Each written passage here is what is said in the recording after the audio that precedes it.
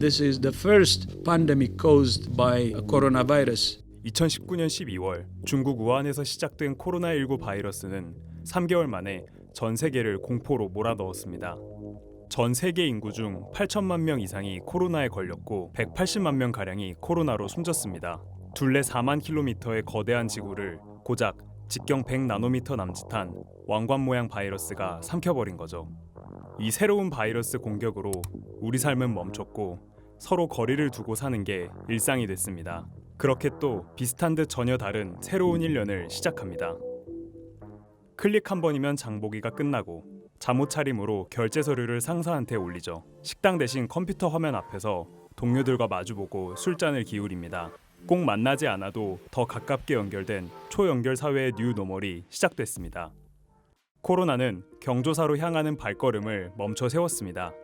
국내 코로나 대유행이 처음 나타난 지난해 2월 말 여가 활동과 경조사 참석에 따른 이동량이 모두 줄었습니다. 방역 단계를 낮춘 5월과 10월엔 여가 활동을 위한 이동량이 코로나 이전 수준을 회복합니다. 하지만 경조사 참석은 낯선 일이 되어갑니다. 장례식장이 썰렁해졌습니다.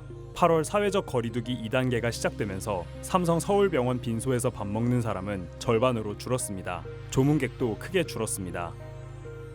추석에는 조상님들 찾아뵙는 것도 쉽지 않았습니다. 그렇지만 우리가 축하와 애도를 안 한 건 아닙니다. 인스타로, 카톡으로 예전보다 더 열심히 마음을 전하고 있습니다. 다만 그 방식이 언택트로 빠르게 바뀔 뿐입니다. 밥하고 아이 돌보는 일도 다시 생각하게 됐습니다. 새벽 배송이 자리 잡으며 장바구니 해방을 가져왔죠. 이를 선도한 마켓컬리는 지난해 새로 가입한 사람만 265만 명이었습니다. 2년 전보다 가입자 수가 109% 늘었습니다. 가장 주목받은 건 간편식이었습니다. 판매량이 1년 만에 무려 154% 넘게 늘었죠.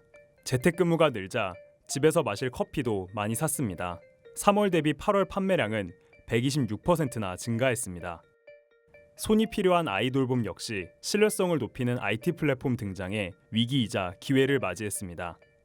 외출이 줄어든 팬데믹 시대, 집은 더 이상 잠만 자는 공간이 아닙니다. 언제든 사무실, 아이 놀이방, 음식점이 됩니다.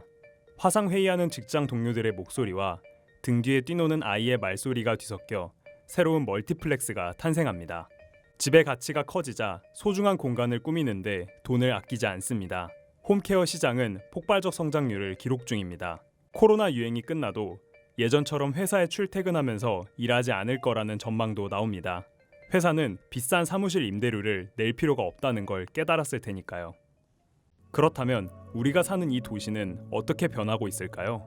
뉴욕, 상하이, 도쿄, 홍콩 같은 메가시티를 닮아가던 서울은 우리 동네, 우리 지역으로 발길을 돌립니다.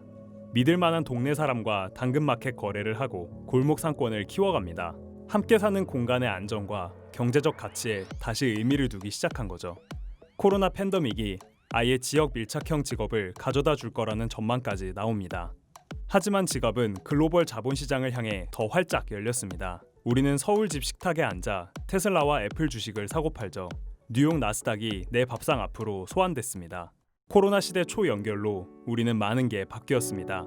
새로운 삶의 방식을 터득해 나가며 몸과 마음은 뉴노멀을 향하지만 풀어야 할 숙제도 많습니다.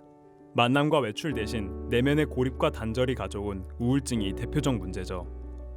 한 설문조사를 보면 국내 성인 3명 중 1명은 이른바 코로나 블루를 겪었습니다.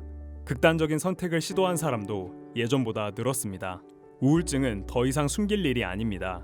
주변에 알리고 아픔을 나눠야 합니다. 사람들의 관심과 믿음이 가장 좋은 치료제이기 때문이죠. 빛과 어둠을 함께 가져온 코로나 팬데믹. 이젠 그 뒤의 미래를 생각해보게 합니다.